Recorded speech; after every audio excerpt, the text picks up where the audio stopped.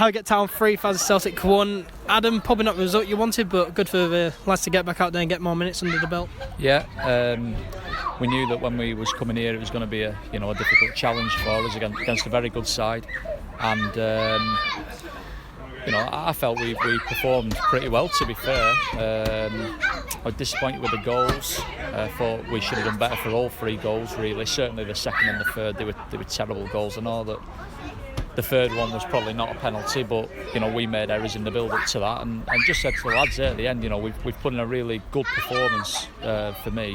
Certainly without the ball, felt we were pretty organised, restricted them to very few clear-cut chances. But every error that we made, we got punished for, and that's what good teams do. And that's probably the biggest thing that we'll learn from today. But overall, I'm quite positive with that performance.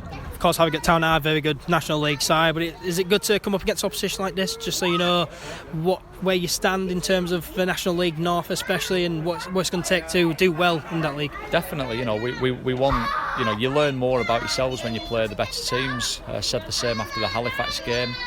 I felt that Harrogate were better than Halifax. Thought they passed the ball a lot better and they moved the ball quicker, and they asked more questions of us, and they really tested our organisation. But I felt that we were organised. Certainly in the first half, I felt, other than the goal really, I felt we nullified them, and then obviously we made a couple of changes at half time, and it can take lads coming on a little bit of time to get into the game. But the two goals we've conceded there in the second half were poor, but we had plenty of moments in the game where I felt we could have maybe shot when we passed, or we've made the wrong pass, or hadn't quite executed that final pass right.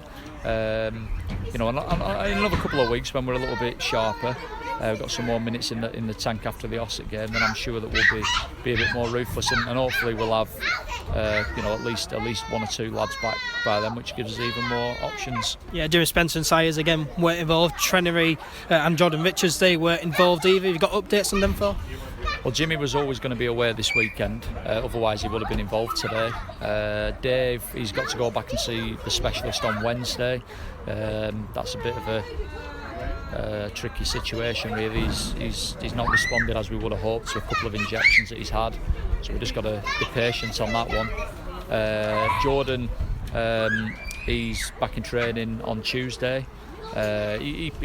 If it was a league game today, he would have been fine. But we don't need to take unnecessary risks, and we wanted to give Kwame 90 minutes because he's been training ever so well, and I thought he had a really good game. And then the last one was Kyle. Kyle was due to play 90 minutes today because Elliot had 90 minutes against Halifax. But he got a bit of spasm in his back on Thursday night in training, and he wasn't fit to play, so he didn't play. And of course, Ossett Town at home on Friday night. Must be good to get back out on the home ground and get more minutes there, especially before the Downton game on the 3rd. Well, yeah, we're looking forward to that game. It'll be a different test to the one that we've had today and last Saturday.